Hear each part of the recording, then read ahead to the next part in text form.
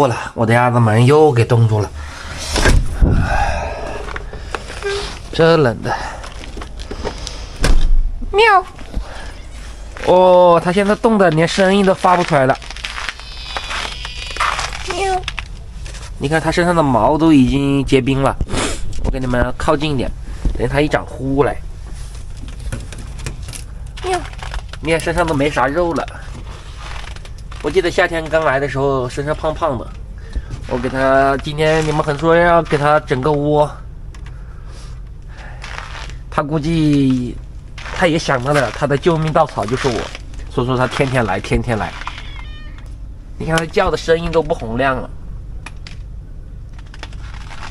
你看这种野猫的眼神跟家猫完全是不一样的，所以说我不敢收养它。另外它身上有很多那种跳蚤，这也是我有顾虑的地方。我给它这里做个窝吧。我现在蒸点早餐，等一下给猫也准备一份。哎呦，我靠，这个香肠一下就冻住了，然后鸡蛋啥的，所以说准备2份，到时候小猫也给它吃一点。咪咪，以后你就叫咪咪咪咪咪咪。哎呀，咪咪咪咪咪咪咪咪咪咪。哎呀，看能不能抚摸一下。哦呦，吓死我了，吓死我了，咪咪，吓死我了，吓死我了。来，再来吃一块。喵，慢慢的触碰一下。喵，好喵，喵。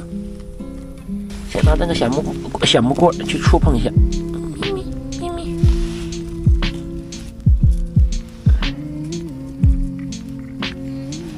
还有点躲。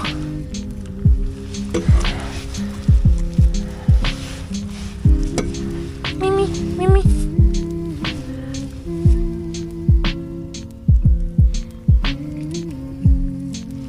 哎呀，有进步。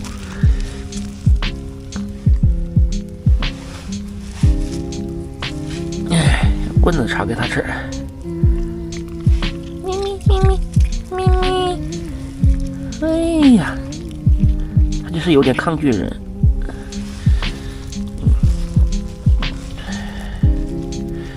你要考虑清楚啊，一顿饱还是顿饱，你要考虑清楚啊，别咬我啊，别咬我啊！哦呦，吓死我了！它反应太激烈了，野猫这要是给它咬一口，绝对要打那个狂犬。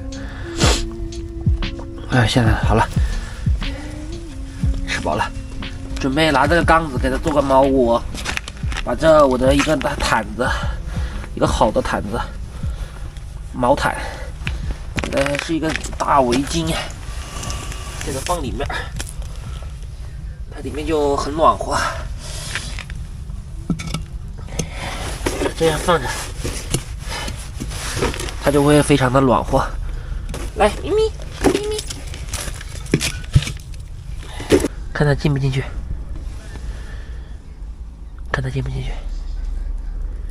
进去吧，